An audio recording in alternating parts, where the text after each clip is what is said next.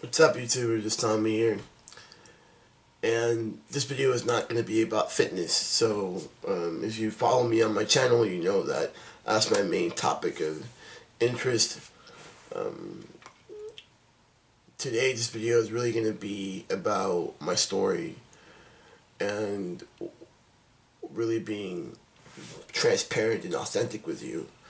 So, I will start at the very beginning and leave out certain parts just so the video isn't too long. But I am actually of Panamanian descent. I was born in Panama City, Panama. My family now lives in Miami, Florida. I am the parent. I am the child of two loving parents. My parents are pastors.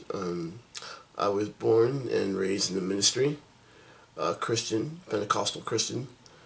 Um, and why I feel my story is important is because there is a disconnect between spirituality and being trans. I now identify as agnostic. My dad is still identifying as a follower of Christ. We live in the same house. We eat the same. We can share food and share time with each other and love each other rather unconditionally and accept, not tolerate um, each other. And it's like no big deal. So I told him I came out as trans when I was in my late 20s, and I am skipping really big parts of my story, but I think this part is one of the most important ones. And so, in order to transition, I felt like I had to have family support. So I grabbed a therapist. I told my therapist that I wanted to come out to my family before I start, and I called my mom and my dad over, and they came to the therapy appointment, and I told them with the help of my therapist, and their reaction was, my dad's reaction was, well, I known since he was 4 years old, and my mom started to cry, and when we asked why she was crying, my mom was like, because she felt left out. It took my mom about a year to come around, and start calling me by Thomas, and my dad adjusted rather quickly, and I went through a lot of self, just self, I don't want to call it mutilating, but just not appreciating myself.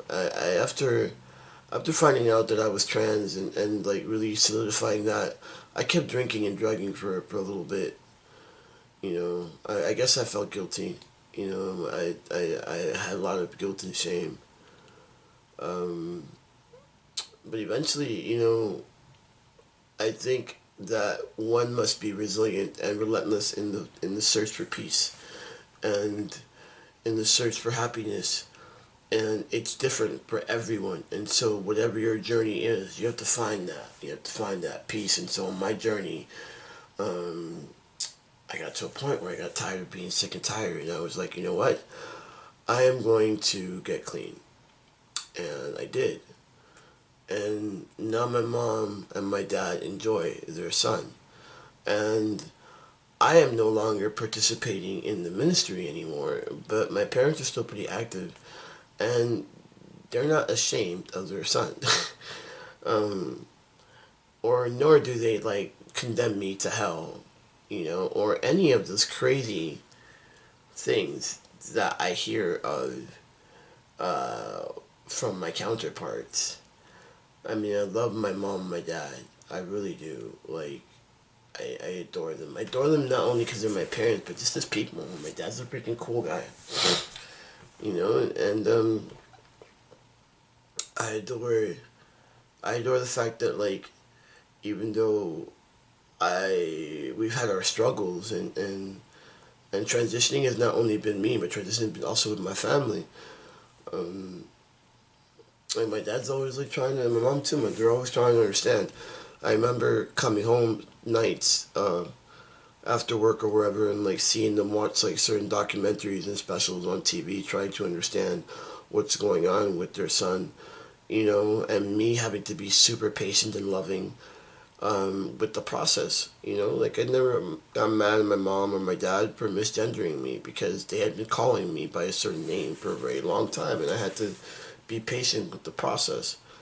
They also were trying.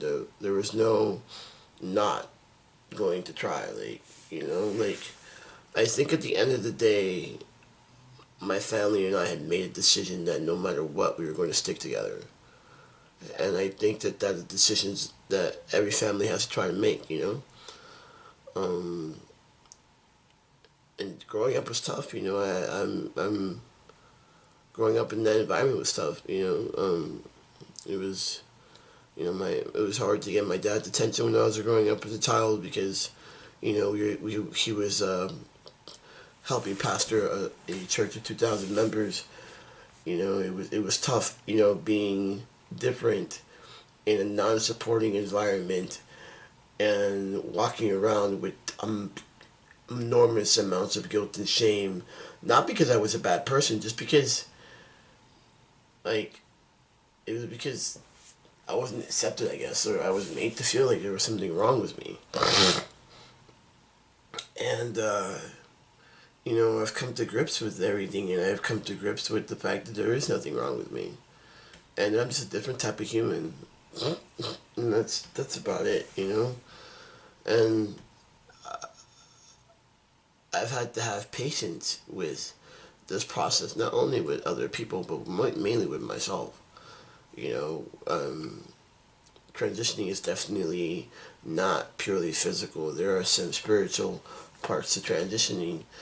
And most people ask me if I still have a spiritual practice, and I do.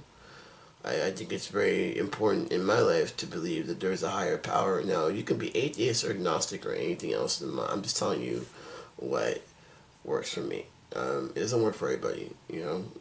I'm not trying to convert anyone, nor am I trying to get into a philosophical argument. I am simply just telling you parts of my story, because I'm I'm saddened by the religious community and by their fear of me and you know lack of trying to understand. It's not so much that you don't understand, so you don't try to understand. And that's sad. All, and I'm not saying everybody's like that, but obviously, my parents are not like that. But it is very important to family is very important. And if you don't have a family because they can't get over it, I know many of my friends that created their families. My mom and my dad is not only my mom and my dad for me, but their mom and dad for a few other of my friends. So I kind of have all these brothers and sisters, even though I am an only child. And transitioning it's had its up and downs. It has not been easy, but I would not trade it for the world. I wouldn't go back and say, oh, I can do this. Not anymore. You know. Anyway, that's my story. I'm sticking to it. Good night, YouTube.